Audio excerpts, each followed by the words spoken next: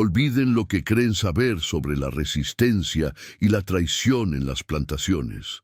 Lo que van a presenciar ahora es la historia de una venganza tan fría, tan meticulosamente planeada, que congela la sangre y obliga a preguntarse: ¿qué tan cerca está el enemigo cuando duermes? Esto no es una leyenda de la época colonial, es el expediente de Adara, la mujer que no solo desafió al hacendado don Alonso, sino que se convirtió en su pesadilla más íntima y secreta. Imaginen el horror.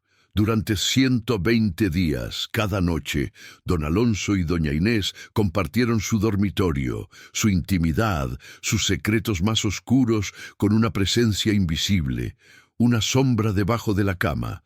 Adara no estaba huyendo, estaba esperando. No buscaba la libertad en el monte, buscaba la justicia, metro a metro, pulgada a pulgada, desde el escondite más infame. El polvo, la oscuridad y el silencio bajo el lecho conyugal de sus opresores, escuchando cada gemido, cada plan, cada infamia. Esta es la crónica de cómo un lugar de descanso se convirtió en la trampa mortal de un tirano, y de la esclava que se transformó en el fantasma de la hacienda. Están listos para la verdad que se escondió a un palmo de la vida y la muerte. Antes de que se cierre la puerta y quedemos a oscuras con Adara, te invito a unirte a nuestra legión de sombras. Haz clic en el botón de suscripción y activa la campana ahora mismo en Venganza Colonial. Solo así no te perderás ni un solo secreto que los libros de historia intentaron quemar. Sé parte de la resistencia y acompáñanos en este viaje hacia el pasado más crudo. Corría el año de 1780 en las vastas y sofocantes tierras de lo que entonces era el virreinato, un lugar donde el sol quemaba la piel y el látigo quebraba el espíritu.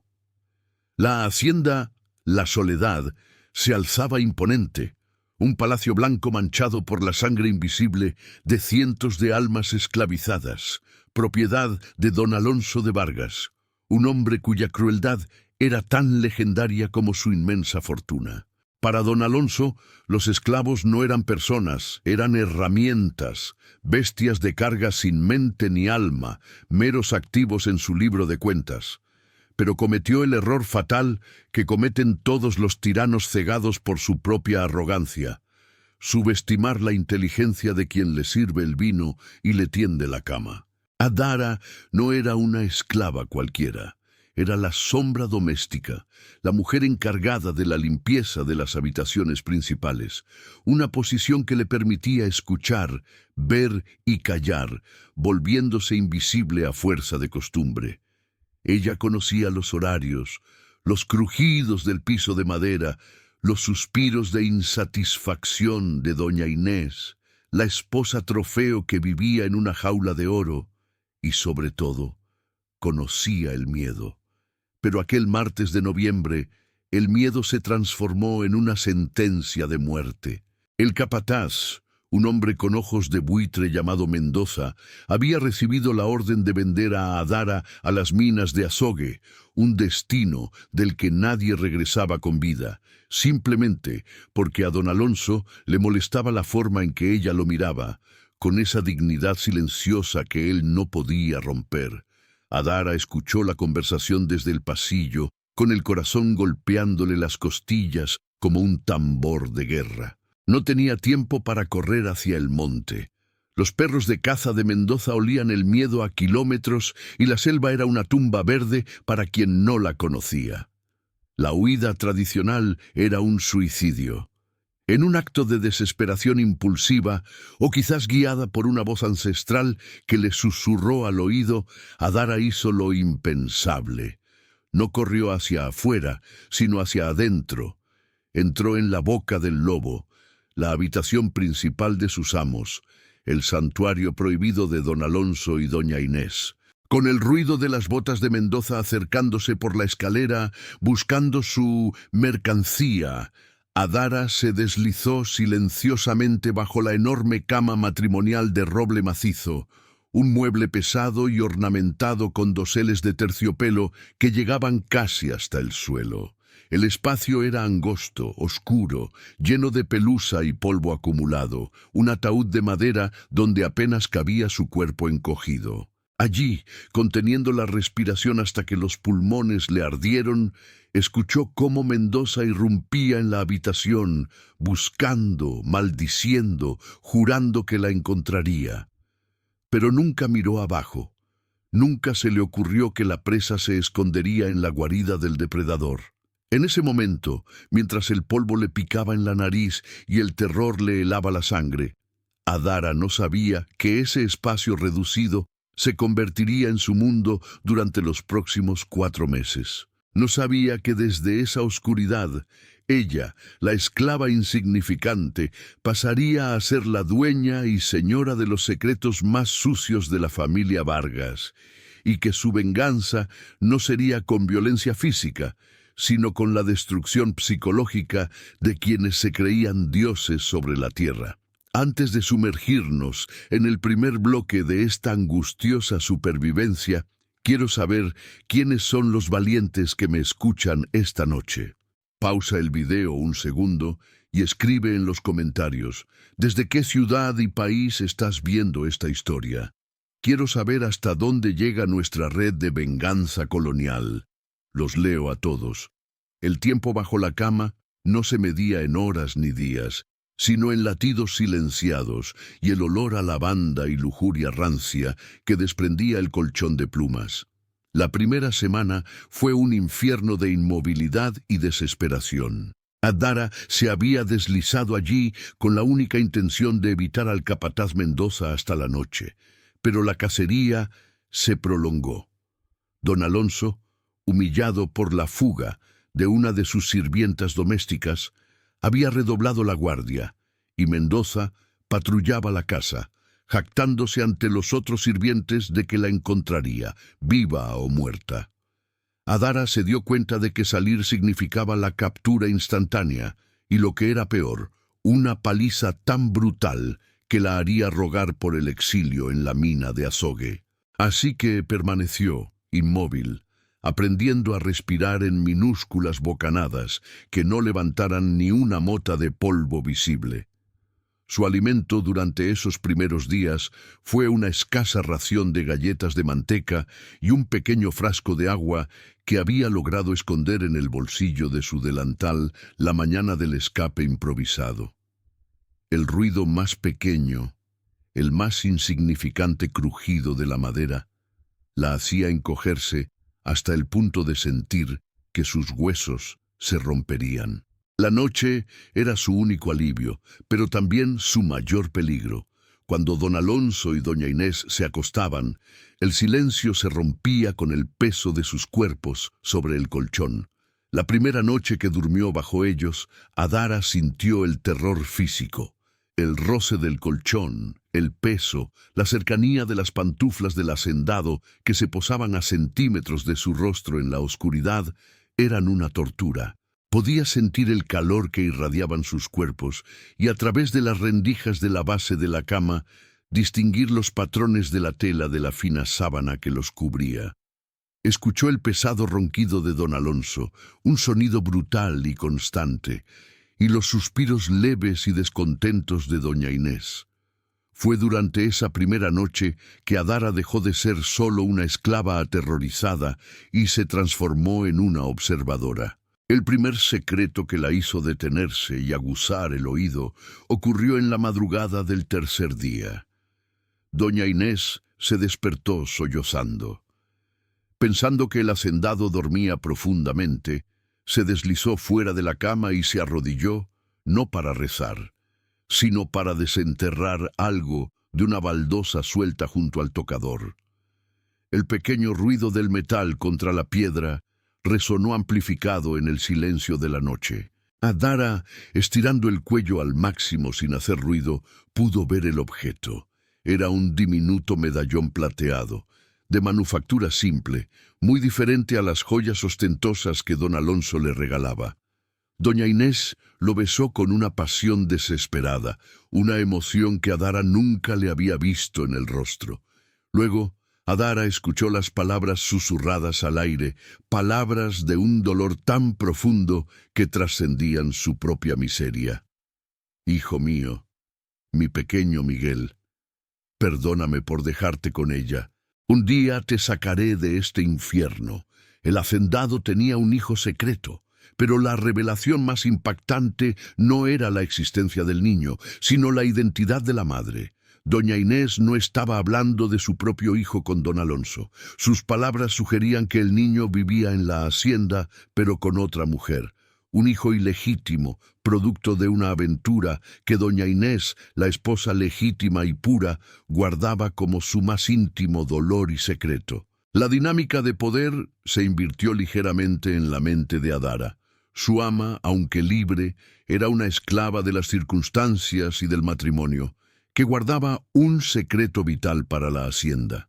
Si ese niño era el único varón, el heredero, el conocimiento de su existencia y la identidad de su madre biológica, quienquiera que fuera, era una moneda de cambio poderosa. Adara había encontrado su primera herramienta, no una navaja o una ganzúa, sino conocimiento puro y explosivo. Este descubrimiento la hizo cambiar su enfoque. La huida ya no era la única meta, la venganza, la justicia poética comenzó a tomar forma. El plan ya no era simplemente escapar con vida, sino desmantelar el mundo de don Alonso desde adentro, utilizando sus propias mentiras contra él. Y el lugar perfecto para escuchar todas las mentiras y los planes futuros era justo donde estaba, bajo su cama. La inmovilidad forzada se convirtió en una vigilancia activa. Adara se obligó a memorizar cada tono de voz, cada pausa, cada palabra susurrada. Estaba esperando el momento preciso para actuar, para emerger de la oscuridad, como la personificación de todos los pecados ocultos de la hacienda La Soledad. La supervivencia bajo la cama se había transformado en un ejercicio de paciencia estratégica y espionaje doméstico, con el medallón del hijo secreto como la primera pieza de un explosivo juego de ajedrez. Acabamos de descubrir la punta del iceberg del secreto de doña Inés. ¿Crees que el hijo ilegítimo es el verdadero heredero y que este secreto será la ruina de don Alonso? Quiero que comentes ahora mismo la palabra sombra. Si crees que Adara va a usar este secreto para su venganza, así sabré cuántos de ustedes están tan inmersos en el drama como yo. El espacio bajo el lecho, que al principio había sido el refugio del pánico, se convirtió rápidamente en la sala de consejo privado de Adara. Se alimentaba por las noches con restos que robaba de un cajón de ropa sucia que se encontraba en el guardarropa del dormitorio, utilizando el silencio profundo de la madrugada cuando el sueño de los amos era más pesado, como su ventana de oportunidad. Pero su verdadero alimento era la información. El secreto del medallón que guardaba doña Inés la había obligado a afinar su oído, a buscar las grietas en el muro de mentiras que sostenía a la familia Vargas. No tuvo que esperar mucho.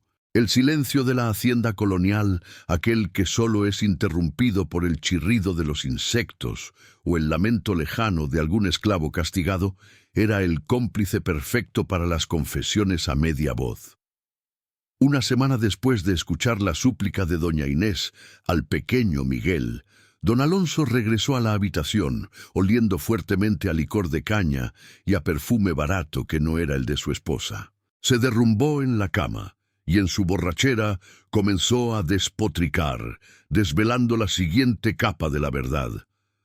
Doña Inés, con un tono glacial que denotaba años de resentimiento reprimido, le preguntó, o más bien le exigió, ¿cuándo vas a enviar a la mulata lejos? Su presencia aquí es una burla, Alonso, un recordatorio de tu suciedad.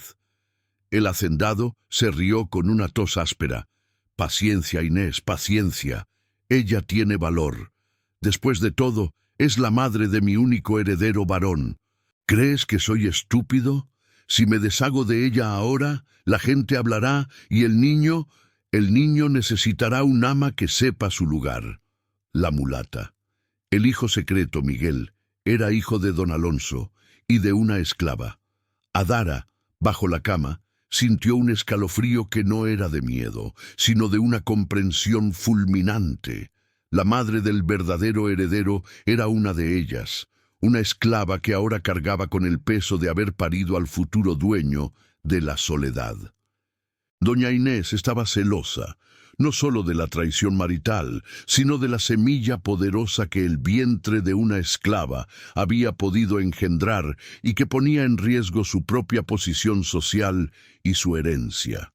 El drama no era solo entre el amo y el esclavo, era un triángulo macabro de poder, herencia y celos feroces. Don Alonso continuó, su voz volviéndose más baja y conspirativa.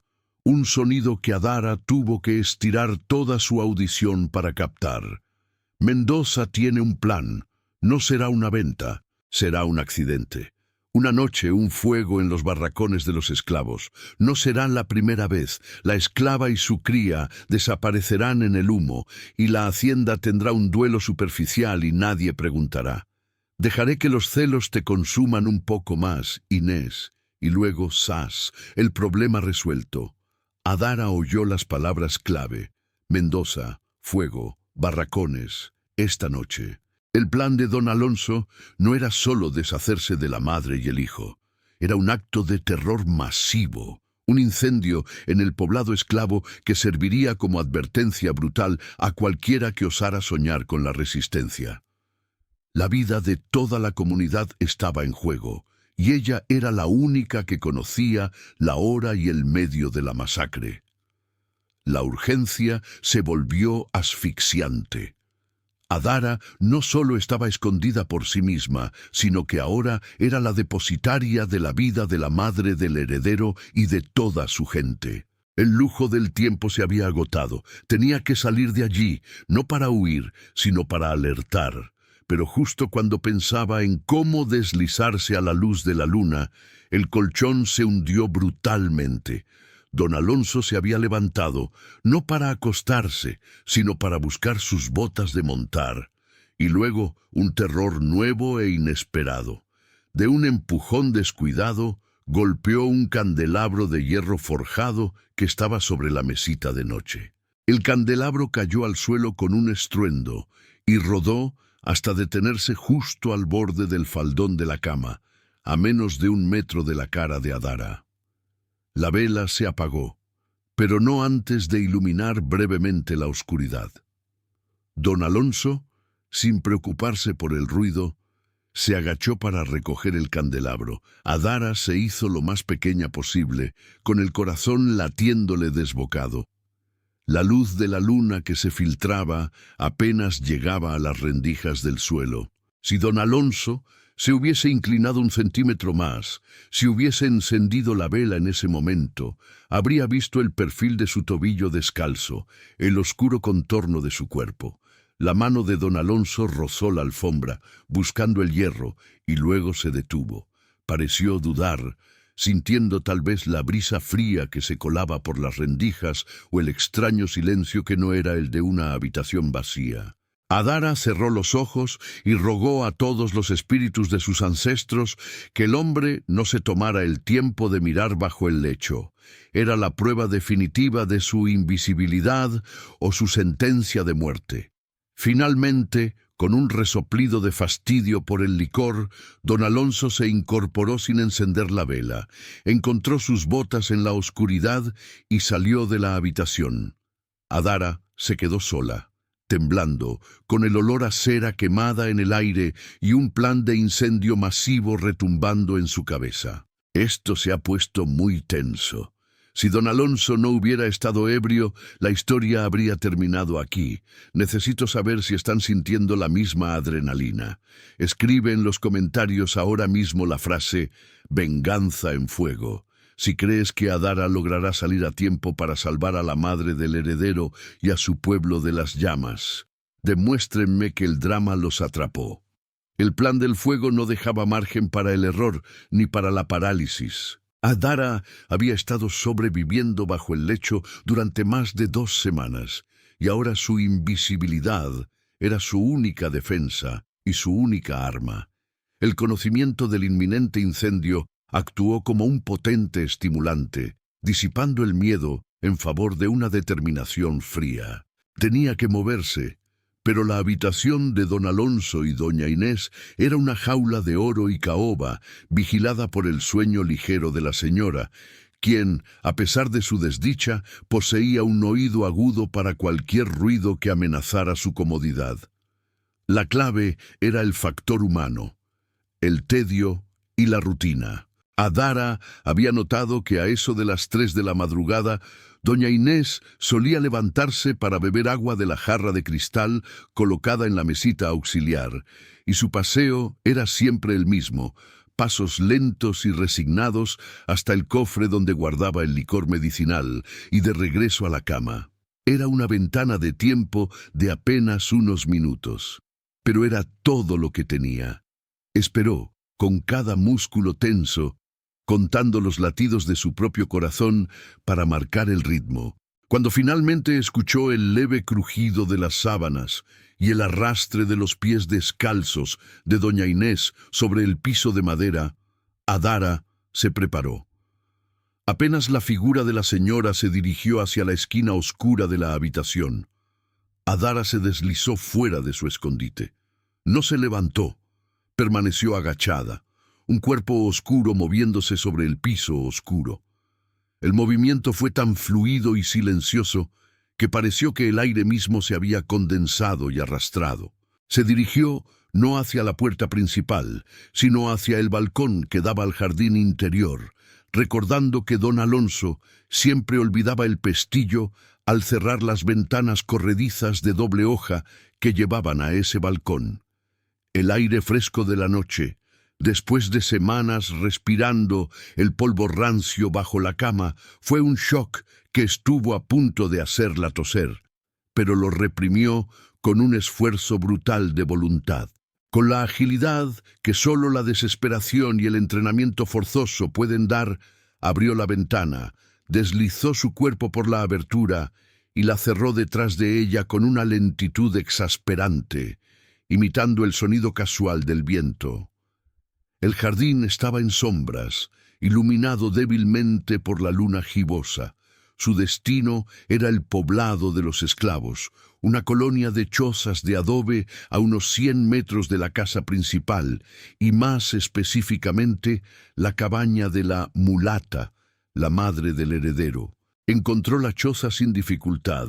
La madre, cuyo nombre Adara sabía por los chismes de la cocina era Esmeralda, estaba despierta, sentada en un taburete bajo, meciendo suavemente a su hijo, el pequeño Miguel, que dormía profundamente, ajeno a la sentencia de muerte dictada sobre su cuna.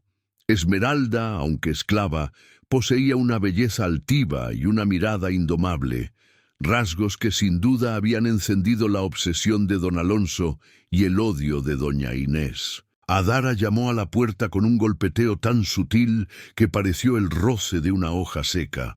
Esmeralda abrió, con la cautela instintiva de quien vive bajo amenaza constante, pero al ver a Adara, cuyo rostro reflejaba la urgencia de una aparición, supo que no era un capataz. «Vengo de donde no se puede ver, vengo de la casa grande», susurró Adara, entrando rápidamente y cerrando la puerta tras de sí.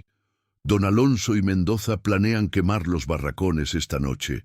Serás tú y tu hijo los primeros en desaparecer en las llamas para que no haya rastro del heredero bastardo». La revelación cayó sobre Esmeralda como un golpe físico. Su rostro, primero de confusión, se transformó en un mapa de terror y rabia. «Él no se atrevería. Él lo quiere a Miguel», murmuró Esmeralda, incapaz de asimilar la perfidia absoluta de su amo y amante. «Él no quiere rastro», corrigió Adara con voz firme, acercándose al niño dormido. «Él quiere la herencia, pero no la prueba de su vergüenza en vida. Él lo quiere muerto, y a ti con él, para calmar el odio de su esposa.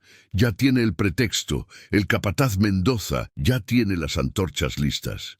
Esmeralda sintió que el mundo se le venía encima, pero Adara no le dio tiempo al luto. No tenemos tiempo. Debes despertar a la gente, de forma discreta. No es una fuga en masa, es un simulacro de alarma. Debes decirles que salgan a las cañas, pero no por huida, sino por la peste que ha llegado, que se escondan hasta el amanecer. La palabra peste era suficientemente poderosa en la época para inducir pánico y una huida rápida sin necesidad de explicar la verdad del fuego, evitando que el hacendado sospechara de una conspiración organizada. El pacto se selló no con un apretón de manos, sino con la intensidad de sus miradas, dos esclavas unidas por la urgencia de la supervivencia. Esmeralda era la madre amenazada, la líder potencial. Adara era la sombra, el conocimiento, el cerebro de la operación. «¿Y tú, Adara, qué harás?», preguntó Esmeralda. «Yo volveré a mi puesto», respondió Adara con una sonrisa que apenas movió sus labios, una mueca oscura. «Volveré bajo la cama.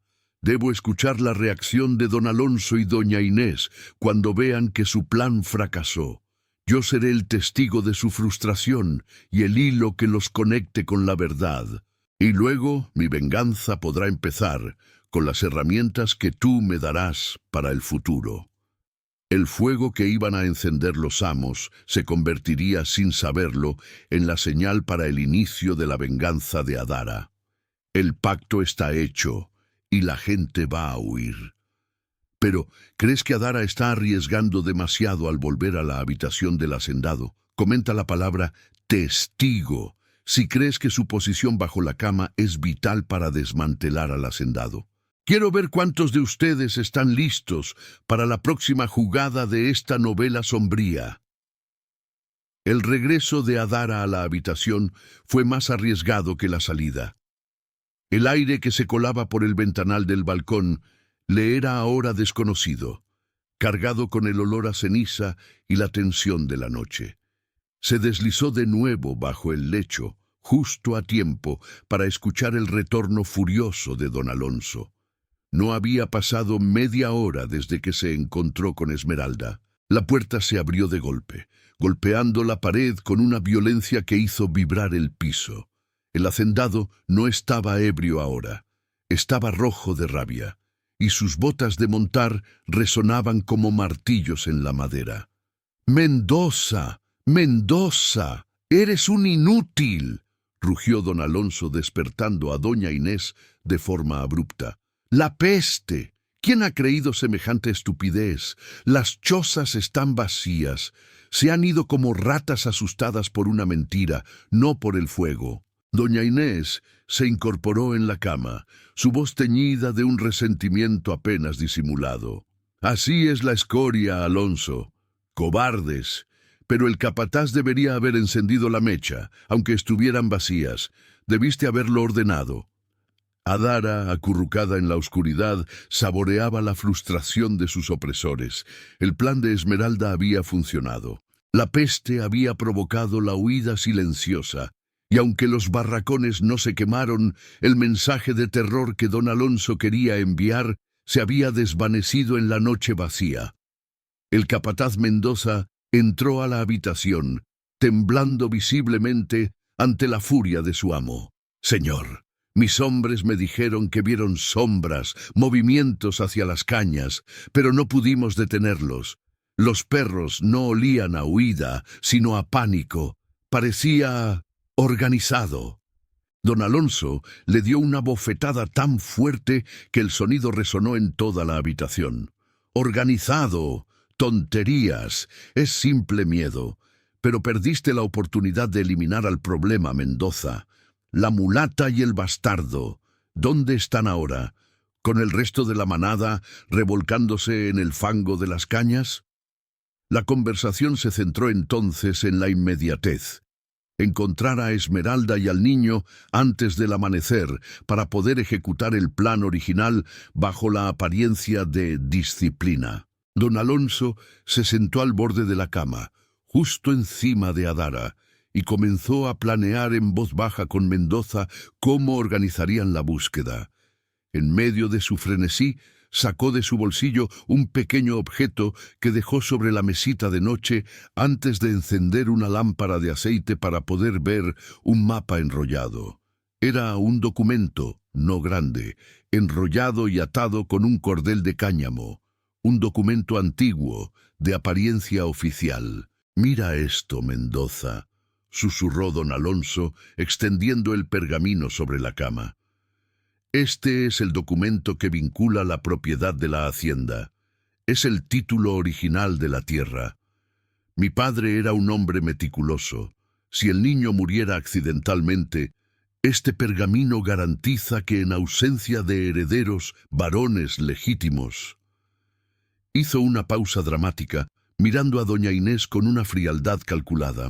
«La propiedad recaería directamente en mi pariente más cercano en la península, no en la dote de mi esposa». Doña Inés, que había estado escuchando con avidez, interrumpió. Su voz un silbido de traición. «Miserable, ¿planeabas deshacerte del niño solo para proteger la hacienda de mis manos? Tú nunca confiaste en mí». La discusión se desató en una pelea matrimonial violenta y verbal. Adara, bajo la cama, no solo escuchaba una pelea doméstica, sino la arquitectura legal de la opresión.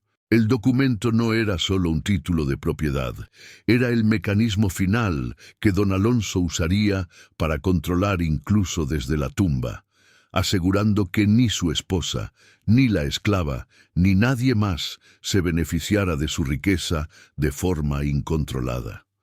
En el fragor de la pelea, mientras don Alonso golpeaba la mesa y Mendoza intentaba separarlos, el pequeño pergamino, el título original, resbaló. Cayó al suelo, rodando bajo la cama en la oscuridad más profunda, justo al lado de Adara. La suerte o el destino había intervenido. Don Alonso, exhausto y sin notar la caída, ordenó a Mendoza que organizara la búsqueda al amanecer y lo despidió con un último grito furioso. Al acostarse, buscó el pergamino sin éxito, pensando que lo había guardado en el cajón por la confusión. «Mañana lo buscaré», refunfuñó, y se durmió con la pesada respiración del alcohol y la ira. Adara esperó. Cuando el silencio se hizo absoluto y los ronquidos de don Alonso aseguraban que el sueño era profundo, extendió su mano, buscando a ciegas en el polvo. Sus dedos rozaron el papel. Era suave, grueso y crujiente.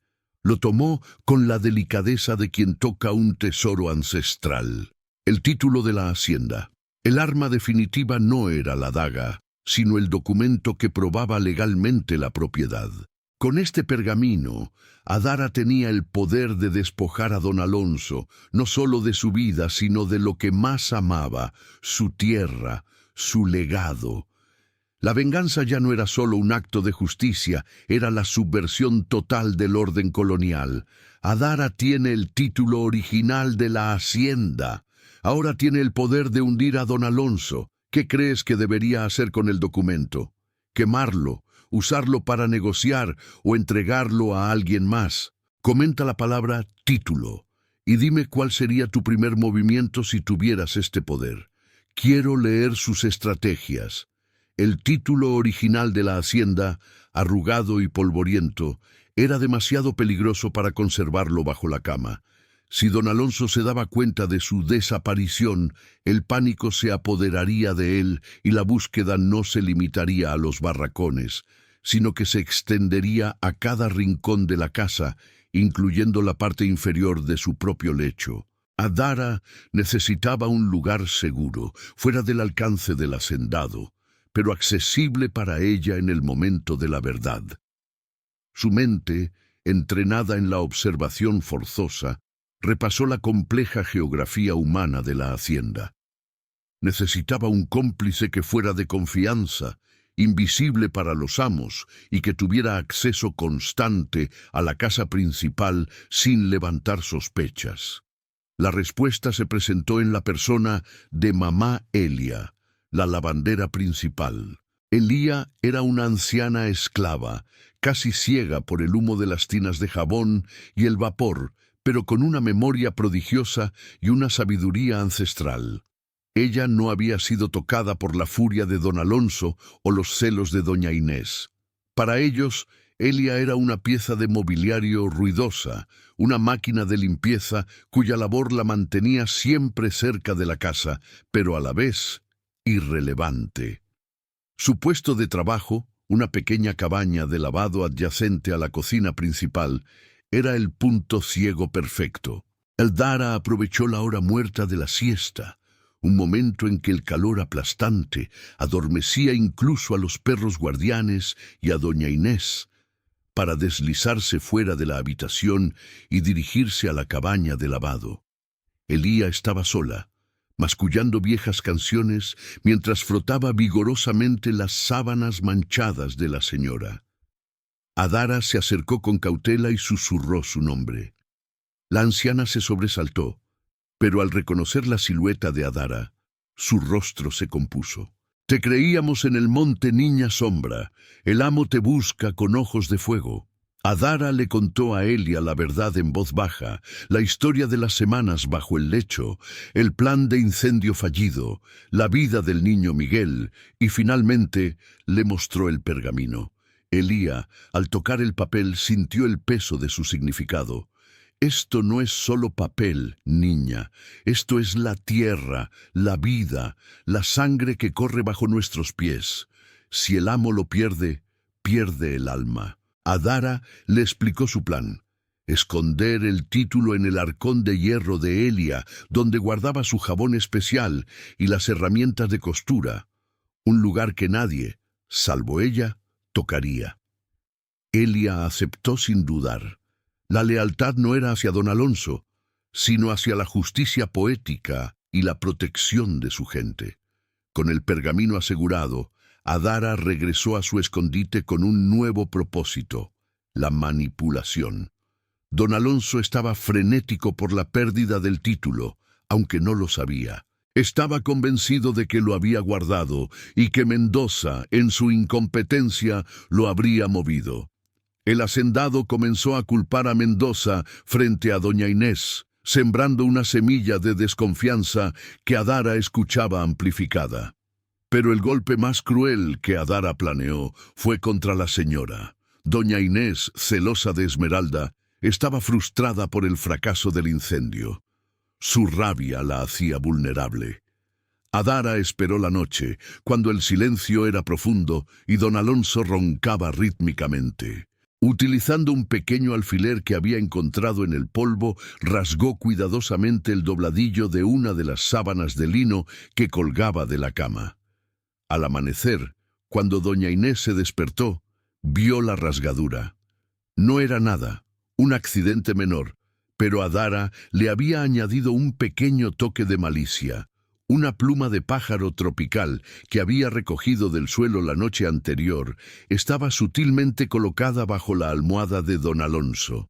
El significado era devastador. En la cultura de la hacienda, encontrar una pluma tropical, de colores vibrantes, bajo la cama, era un signo inconfundible de que el hombre había traído a una amante de bajo estatus social o de la selva a la propia alcoba. No probaba que Esmeralda hubiera estado allí, pero la semilla de la duda y la humillación se plantó profundamente en la mente de Inés. El rostro de la señora se contrajo de furia y celos. Creyó inmediatamente que don Alonso, en su borrachera de la noche anterior, no solo había planeado el asesinato de Esmeralda, sino que la había traído al lecho conyugal en un acto de suprema burla. La tensión en la habitación se hizo insoportable. Doña Inés no confrontó a don Alonso de inmediato. El plan de Adara no buscaba la confrontación, sino la lenta erosión de la confianza. La señora comenzó a vigilar a su esposo con una intensidad paranoica. Adara, bajo la cama, no solo era una espectadora, sino la directora de la orquesta de la desintegración matrimonial. Había transformado el miedo de la señora y la rabia del hacendado en herramientas de autolesión, utilizando la desconfianza como el ácido que corroería los cimientos de la soledad. La venganza de Adara estaba dejando de ser un plan de escape para convertirse en un proyecto de destrucción psicológica, y el título original era Su pólvora oculta. Adara está manipulando a doña Inés y don Alonso con la pluma. La psicología de la venganza. ¿Crees que doña Inés se convertirá en una aliada silenciosa de Adara por pura rabia contra su esposo? Dime tu predicción en los comentarios usando la frase aliada por odio. Quiero saber si creen en esta alianza inesperada. La tensión que flotaba en el aire de la habitación, una mezcla de celos, paranoia y frustración, era casi palpable para Adara bajo el lecho. La pluma había surtido su efecto. Doña Inés se había retraído, susurrando menos y observando más a su esposo, buscando pruebas de la traición y, sobre todo, del paradero de la mulata y el niño. Sin embargo, este aumento de la vigilancia presentaba un riesgo extremo para Adara: la rutina de la limpieza. Había una esclava de mediana edad, llamada Carmela, cuya tarea era ventilar la habitación y barrer el polvo acumulado, especialmente debajo de la cama. Esta era la hora más peligrosa para Adara, un momento que la obligaba a un ejercicio de inmovilidad absoluta y control de la respiración que era casi insoportable. Carmela usaba una escoba de palma que levantaba nubes de polvo y obligaba a Adara a cubrirse con un trozo de tela húmeda que había guardado. Un día, la fatalidad llamó a su puerta. Carmela, más exhausta o descuidada que de costumbre, dejó caer una de las jofainas de bronce cerca de la cabecera. El sonido metálico y hueco resonó, y la escoba de palma se detuvo por un momento. Adara sintió el miedo recorrer su cuerpo. La escoba se movió lentamente, no barriendo, sino tanteando bajo el lecho. Los pelos de la palma rozaron su ropa, su piel, casi acariciándola. El roce fue tan íntimo y amenazante que Adara pensó que sería el fin. Se obligó a permanecer inerte, confiando en la penumbra y en la suposición de que nadie en su sano juicio se escondería allí. Justo cuando Carmela estaba a punto de inclinarse un poco más para verificar lo que había tocado, la voz helada de doña Inés resonó desde el vestidor. «Carmela, deja el polvo y ayúdame con estos corsés, inmediatamente, y dime, ¿quién dejó esta pluma inmunda bajo la almohada de mi esposo?» La distracción fue providencial. Carmela se levantó de un salto, aterrorizada por la ira de la señora, y dejó la jofaina a medio recoger. La amenaza había pasado por un pelo. El incidente, sin embargo, le hizo ver a Adara que no podía depender de la suerte o de las distracciones de terceros. Necesitaba una salida permanente de la cama para ejecutar su plan final. Pero el movimiento debía ser justificado ante el mundo exterior. Decidió entonces manipular la paranoia de doña Inés para su propio beneficio. Esa noche, cuando don Alonso dormía profundamente y doña Inés estaba despierta, consumida por sus pensamientos, Adara susurró, no una palabra completa, sino un sonido, un susurro tan bajo y confuso que pareciera un lamento fantasmal. Repitió el sonido, apenas un suspiro articulado que podría haber sido el viento colándose por la ventana o el crujido de la casa vieja. Doña Inés se incorporó en la oscuridad, preguntando con voz temblorosa: «¿Alonso? ¿Qué fue eso?» El hacendado solo gruñó en respuesta. Adara repitió el susurro, esta vez con una sílaba clara: «Miguel». Luego, silencio. Doña Inés se levantó de la cama, aterrorizada. La pluma, la traición, el miedo a que el espíritu de la amante o incluso el de su propio hijo estuviera penando en la habitación la había desquiciado. Al día siguiente la señora, pálida y con ojeras, se quejó amargamente a don Alonso de presencias y susurros que no la dejaban dormir. Don Alonso, escéptico y grosero, se burló de sus delirios de mujer histérica. Pero Adara sabía que el miedo era más fuerte que el escepticismo. La tercera noche, Adara susurró de nuevo, esta vez con un lamento audiblemente triste, seguido de un sonido metálico que imitaba el leve tintineo del medallón de Inés. Doña Inés ya no dudó. Estaba convencida de que su habitación estaba poseída por el fantasma de la traición y la culpa. Al día siguiente, Inés actuó de forma desesperada. Llamó al capataz Mendoza y a espaldas de su esposo le ordenó una tarea inusual. Mendoza, estoy harta de esta habitación. Siento que el aire está envenenado.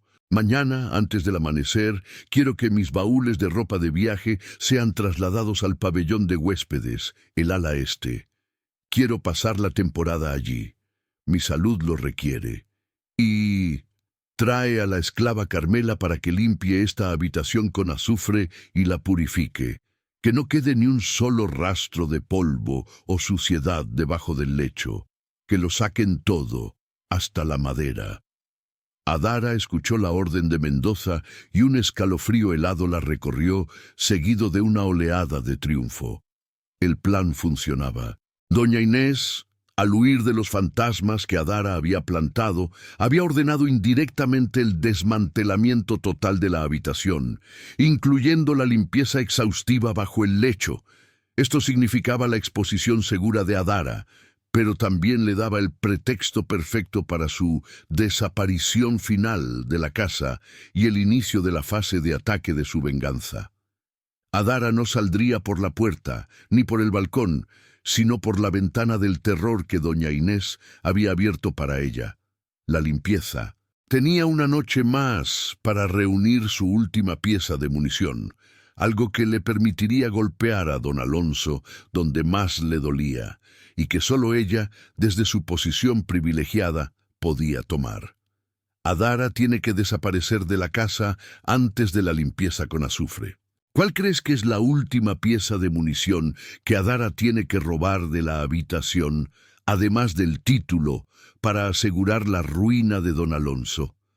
Comenta la palabra munición secreta y dime qué crees que es. La noche final bajo la cama de don Alonso y doña Inés se sintió diferente. Ya no había terror, sino una calma helada, la quietud que precede a la tormenta perfecta. Adara sabía que su tiempo de espionaje había terminado. Al amanecer, los hombres de Mendoza levantarían el pesado lecho para la purificación con azufre, ordenada por la supersticiosa señora, revelando su escondite o, si se movía a tiempo, consumando su desaparición ante los ojos del amo. Necesitaba esa munición secreta que nadie, salvo don Alonso, notaría inmediatamente, pero que, cuando se uniera al título original, resultaría en una catástrofe legal y personal para el hacendado. Adara había observado a don Alonso en los últimos 4 meses, no solo en sus momentos de lujuria y rabia, sino en sus momentos de trabajo. Sabía dónde guardaba el hombre lo que consideraba su verdadero tesoro. Cuando don Alonso cayó en el sueño profundo, Adara esperó pacientemente. El silencio se hizo total, roto solo por el chirrido de la madera antigua. Se deslizó por última vez de su escondite y se dirigió no al balcón, sino al enorme escritorio de roble que dominaba una esquina de la habitación. Era una mole de madera con múltiples cajones, todos cerrados con llave. Pero don Alonso, en su arrogante confianza en la inexpugnabilidad de su propiedad, guardaba su llave maestra en un lugar sorprendentemente tonto, dentro de una pequeña figura de porcelana de un perro de caza que decoraba el estante superior. Adara escaló con la agilidad de un mono, silenciosa y rápida, subiendo primero al respaldo de una silla y luego al estante. Sus manos temblaban menos por el miedo que por la adrenalina pura. Recuperó la diminuta llave de cobre y se dirigió al escritorio. El cajón inferior, el más grande y menos utilizado, era su objetivo. contuvo la respiración y giró la llave con una lentitud desesperante. El clic metálico fue tan fuerte en el silencio que Adara tuvo que detenerse, sintiendo que el ruido había despertado al pueblo entero. Pero don Alonso solo se removió y continuó roncando. Abrió el cajón. Dentro, entre una pila de pagarés y facturas, había un cofre de cedro con una cerradura compleja. Sin embargo, lo que Adara buscaba estaba oculto justo debajo del cofre. Un sobre de cuero, lacrado con el sello de la corona, muy antiguo, casi quebradizo. El sobre no contenía joyas o dinero, contenía las cartas de gracia, documentos que legalizaban el estatus de don Alonso como hacendado ante las autoridades reales y, lo que era más importante, las escrituras de deuda de la hacienda que lo ataban directamente a los prestamistas de la corona. Si esos documentos desaparecían, la hacienda no solo perdería el título, que ya estaba con Elía, sino también la legitimidad real y la estructura de su financiamiento, convirtiendo a don Alonso de propietario en un usurpador ilegal ante la ley colonial. Adara deslizó el sobre lacrado de cuero bajo su vestido, pegado a su piel. El último y más letal golpe a su poder. Dejó la llave donde la había encontrado y el escritorio intacto. Su trabajo había terminado. Ahora, la desaparición. Se dirigió al balcón. En lugar de simplemente huir, Adara ejecutó una estratagema que garantizaría que su ausencia se atribuyera a la locura y no a una conspiración. Utilizando la sangre de su propio dedo, que se había pinchado con el alfiler del bloque 5, y el hollín de una vela, pintó un símbolo arcaico de libertad en el espejo de cuerpo entero de doña Inés. Un garabato que se asemejaba a una serpiente que muerde su propia cola. Luego, con un movimiento rápido y silencioso, tomó uno de los finos chales de seda que doña Inés había dejado colgado en una silla, lo tiró al suelo cerca del balcón y lo rasgó en varios lugares con un corte limpio, simulando un forcejeo o una huida violenta. Finalmente salió por el balcón, cerrando el ventanal con el pestillo por fuera, asegurando que don Alonso y doña Inés tuvieran que entrar por la puerta principal para despertar. Al amanecer, Carmela y los hombres de Mendoza entraron para purificar la habitación. No encontraron a Adara bajo el lecho, solo el polvo. El capataz notó el balcón cerrado y el chal rasgado, pero pensó que era la esclava enloquecida huyendo finalmente al monte. Pero fue don Alonso quien descubrió el verdadero terror. Al despertar, notó la ausencia de su título, aunque lo atribuyó a un error de archivo, y luego corrió al escritorio para verificar si su paranoia de la noche anterior era cierta. Cuando encontró el cajón inferior vacío y el sobre de cuero con el sello real ausente, el grito de don Alonso fue un bramido de animal herido que resonó por toda la hacienda. Sus cartas de gracia, sus escrituras de deuda, su legitimidad, todo había desaparecido. El hacendado, el gran tirano de la soledad, se encontró de rodillas junto a su escritorio. La venganza de Adara no había sido física, había sido legal, psicológica y existencial. En ese momento don Alonso no temía a una rebelión, temía a la ruina, al deshonor y a la aniquilación por la corona y los acreedores. La esclava, la sombra, había robado el alma de la hacienda. El hacendado está de rodillas. Adara ha logrado robar las cartas de gracia y las escrituras de deuda. Quiero que comenten la frase anarquía colonial, si crees que este robo de documentos causará el colapso financiero y legal de la Soledad antes de que don Alonso pueda recuperarse. El grito de don Alonso resonó por los pasillos de la Soledad, llevando consigo el terror que solo la amenaza de la ruina total puede inspirar. El hacendado no había perdido un esclavo, había perdido su vida. La desaparición del título de propiedad y, sobre todo, de las vitales cartas de gracia y las escrituras de deuda lo sumió en un frenesí que superó cualquier ataque de rabia que jamás hubiese tenido. La venganza de Adara estaba diseñada para paralizar la estructura de poder colonial, y el efecto fue instantáneo y devastador. Inmediatamente, don Alonso ordenó a Mendoza una cacería brutal. Pero a diferencia de otras búsquedas, esta no era por una esclava fugitiva, sino por un fantasma que había robado documentos cruciales. Don Alonso no podía revelar a las autoridades, o incluso a sus pares, la naturaleza de lo robado.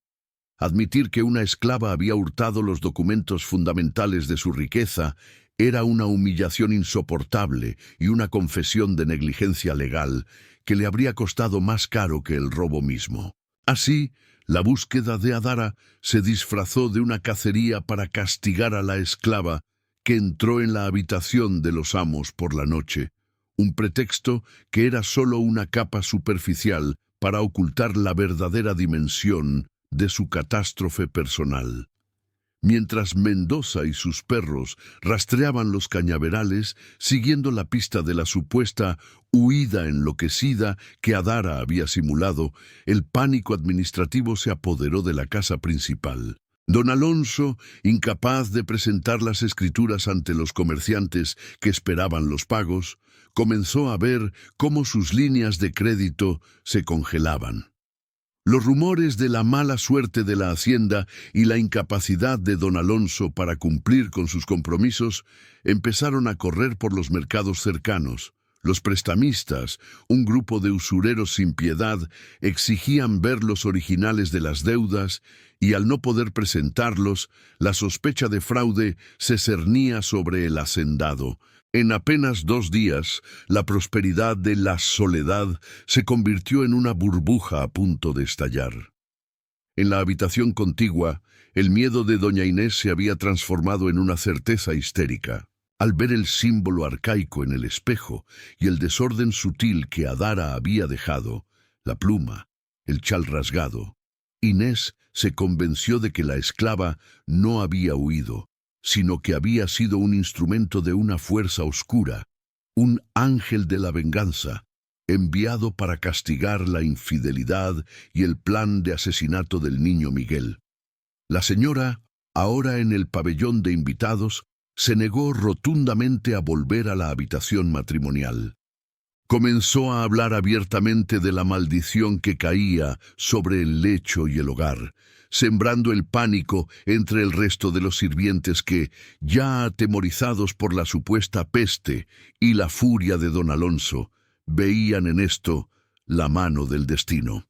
La grieta en el matrimonio se convirtió en un abismo público. Doña Inés, sin quererlo, se convirtió en una parte de la venganza de Adara. Al exigir la purificación de la habitación, ella había validado la desaparición y había impedido a don Alonso buscar el título o los documentos de forma inmediata en el único lugar que Adara había habitado. Ahora, su huida al pabellón de huéspedes exponía a don Alonso, forzándolo a vivir solo en su miseria, acosado por sus propias mentiras. Mientras don Alonso se hundía en su escritorio vacío, intentando recrear de memoria los números de las deudas y los detalles de las cartas de gracia, Adara estaba en los cañaverales. El plan de Esmeralda de usar la peste había mantenido a los esclavos dispersos y a salvo, moviéndose en pequeños grupos por la noche, volviendo a sus chozas durante el día solo para realizar las labores más esenciales, manteniendo un perfil bajo que frustraba a Mendoza. Adara, utilizando sus habilidades de invisibilidad desarrolladas bajo la cama, logró contactar nuevamente a mamá Elia. Elía, al ver el pánico del hacendado y los rumores del robo de documentos, se sintió reivindicada. Adara le entregó el sobre de cuero lacrado con las cartas de gracia y las escrituras de deuda. Guárdalas con el título, Elia. La primera pieza de nuestra venganza es la ruina. Ahora debemos plantar la segunda pieza, la verdad, susurró Adara. Don Alonso buscará a los responsables en la hacienda. Debemos asegurarnos de que la verdad sobre el hijo, Miguel, le llegue al oído de la persona correcta en el momento justo. Adara, desde su escondite temporal, ya no era la sombra invisible, sino la estratega en jefe, moviendo las piezas de un ajedrez cuyo tablero era toda la hacienda. Sabía que la destrucción financiera de don Alonso lo haría vulnerable, pero la aniquilación de su linaje y la exposición de la verdad serían el golpe de gracia. Don Alonso está quebrado y solo. ¿Crees que el capataz Mendoza, viendo a su amo tan débil y arruinado, intentará traicionarlo o tomar su lugar? Comenta la palabra traición. Si predices que la ruina de don Alonso también revelará la ambición de su capataz. La cacería por Adara se prolongó durante casi una semana sin éxito. Mendoza regresaba cada noche a la hacienda con los perros exhaustos y las manos vacías. El hacendado, consumido por la paranoia y la presión de los acreedores, ya no creía en la historia de la esclava enloquecida. Estaba convencido de que Adara no había actuado sola. Alguien más la había ayudado, o, lo que era peor, alguien más estaba detrás de su ruina. Y el único hombre que conocía la gravedad de lo perdido era Mendoza. El conflicto entre el hacendado y el capataz estalló en la oficina de don Alonso, un estallido que fue escuchado incluso por los sirvientes en la cocina. «Me has robado, Mendoza, tú y tus hombres. Solo tú sabías que esos documentos estaban en el escritorio. Querías hundirme y tomar mi lugar, maldito buitre», gritó don Alonso, su voz quebrándose de miedo y furia. Mendoza, aunque inicialmente temeroso de la ira del amo, ahora veía la debilidad. Don Alonso ya no era el tirano invencible, era un hombre quebrado, temblando por la pérdida de sus títulos. El capataz se irguió, por primera vez en años, con una arrogancia apenas contenida. «Señor, mis hombres y yo hemos buscado hasta el último rastro. La esclava se fue. ¿O es que acaso no puede aceptar que la desgracia viene de sus propias culpas? Sus deudas y sus secretos son los que lo persiguen. Yo solo cumplo órdenes, amo, pero no soy un ladrón». La negación de Mendoza fue un golpe maestro. Sembró más duda en la mente de don Alonso y al mismo tiempo confirmó su propia ambición latente. El hacendado despidió a Mendoza con un puñetazo fallido, jurando que le quitaría la vida, pero sabía que necesitaba a Mendoza para mantener el orden que se desmoronaba. La tensión alcanzó su punto máximo.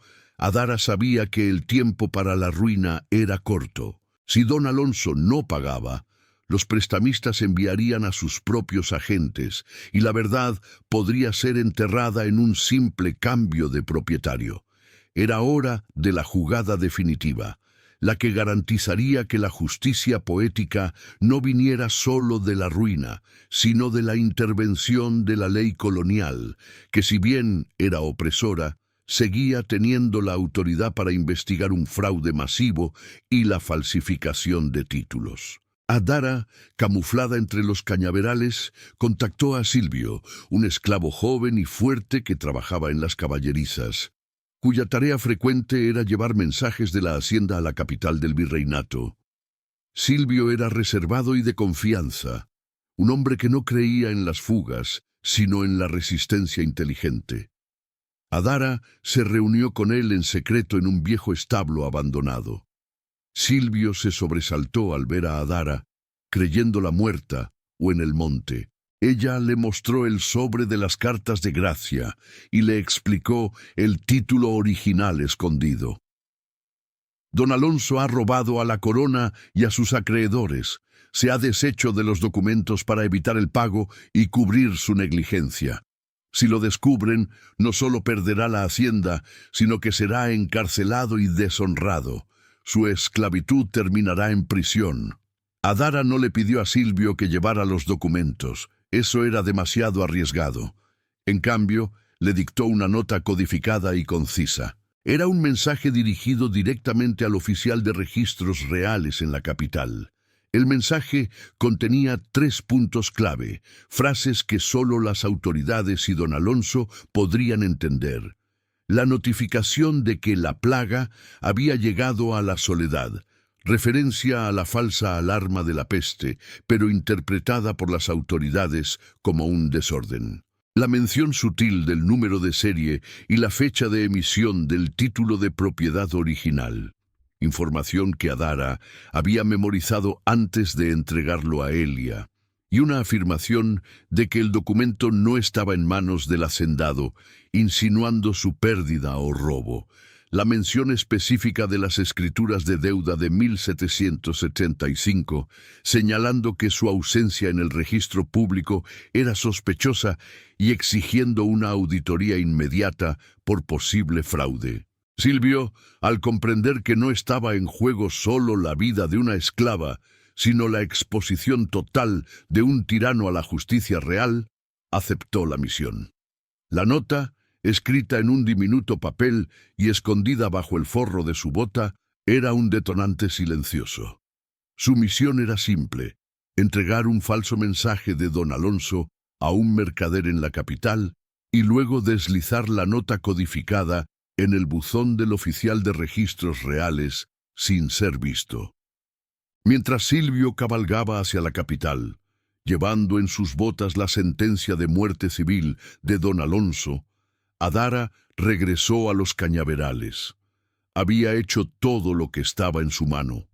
Había robado los documentos, enfrentado la rabia del hacendado, sembrado la desconfianza matrimonial y finalmente había entregado la pólvora a la autoridad. Ahora solo faltaba una cosa: la liberación final del heredero y la demostración pública de la justicia poética.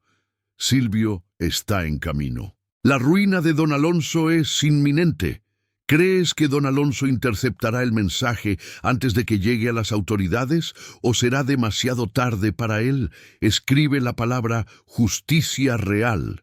Si crees que la corona hará caer el peso de la ley sobre el hacendado. Estamos cerca del clímax. La respuesta del virreinato fue tan rápida como devastadora, una prueba de que la burocracia colonial se movía con eficiencia despiadada cuando el dinero de la corona estaba en juego. El mensaje codificado de Silvio, sumado a los rumores de impago y desorden en la Soledad, provocó una acción inmediata. 3 días después de la partida de Silvio, una caravana de la Guardia Real, liderada por un oficial de registro seco y meticuloso, llegó a la hacienda.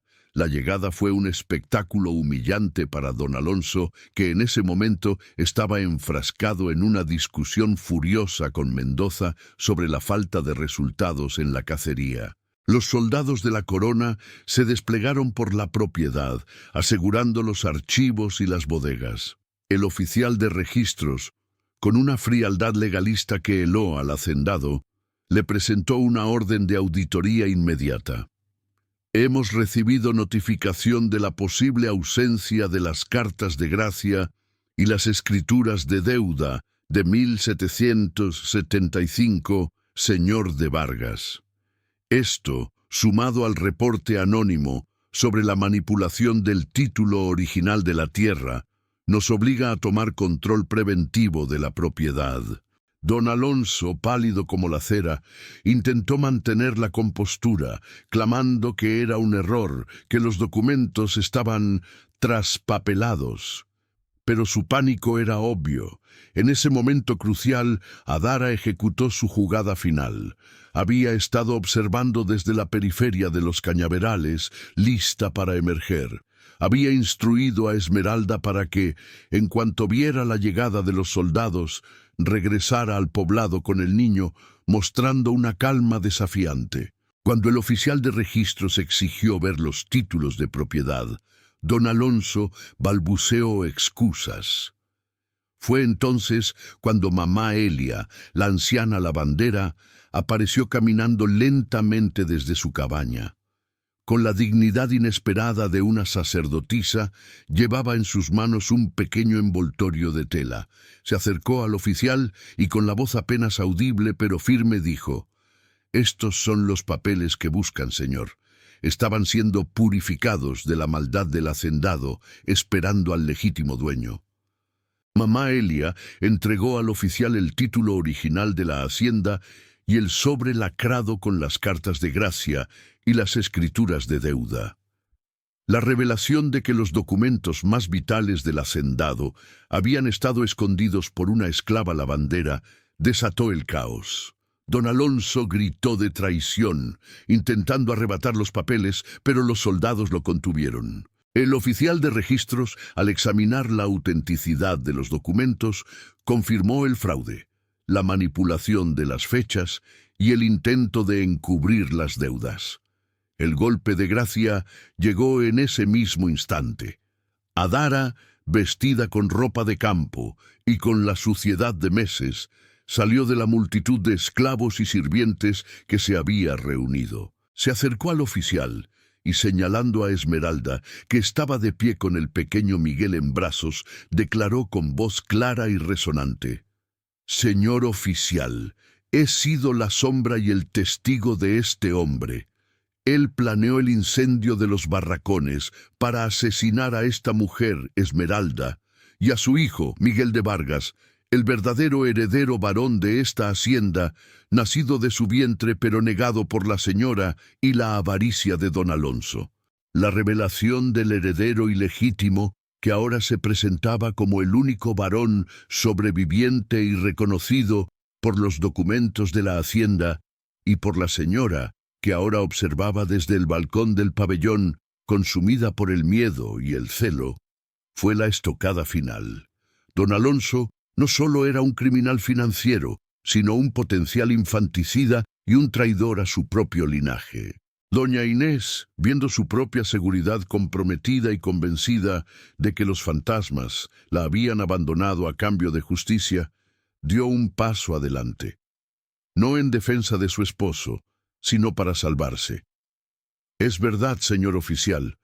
Mi esposo intentó deshacerse de la mulata y del niño para que la herencia no se viera afectada. Yo misma escuché sus planes». Su testimonio selló el destino de don Alonso. El oficial de registros no dudó más. Don Alonso de Vargas fue declarado en bancarrota, arrestado bajo cargos de fraude, falsificación de documentos reales y conspiración para cometer incendio y asesinato. Mientras los soldados se llevaban a don Alonso, encadenado, su mirada se encontró con la de Adara. En sus ojos, el hacendado no vio el triunfo, sino la comprensión. La esclava que había vivido 4 meses bajo su cama no solo le había robado sus posesiones, sino que había desmantelado su identidad y su poder desde la intimidad de su propio matrimonio. La justicia poética se había cumplido. La hacienda La Soledad fue incautada por la corona para saldar las deudas. Esmeralda y el pequeño Miguel, el heredero, quedaron bajo la protección de las autoridades, con el futuro incierto, pero libres de las cadenas de don Alonso. Y Adara, la mujer que se convirtió en la sombra, desapareció tan silenciosamente como había vivido bajo el lecho. Había entregado la justicia a su pueblo y había desmantelado a un tirano con la única arma que poseía, el conocimiento. La historia de Adara no termina con una gran celebración, sino con una verdad incómoda. La venganza más profunda no se ejecuta con fuerza bruta, sino con la quietud, la paciencia y el conocimiento de los secretos más oscuros. Ella no buscaba el puesto de ama, ni el oro del hacendado, buscaba la aniquilación de la opresión desde dentro. Al vivir bajo el lecho conyugal, Adara se convirtió en un fantasma real, una presencia que absorbió la esencia de la crueldad de don Alonso y la usó para envenenar su mundo. La moraleja es clara. En el ajedrez del poder colonial, los peones más ignorados son a menudo los que tienen la visión más amplia del tablero. La hacienda La Soledad se derrumbó no por una rebelión a gran escala, sino por la traición susurrada en la oscuridad. Don Alonso fue destruido por la mujer que durmió bajo su propia sombra, un recordatorio sombrío de que, a veces, la justicia habita en los lugares más bajos y olvidados. Si esta increíble historia de paciencia y venganza silenciosa te ha helado la sangre, demuéstranoslo. Suscríbete ahora mismo a Venganza Colonial y comparte este video con alguien que necesite escuchar que los tiranos siempre caen, aunque sea por el peso de sus propios secretos.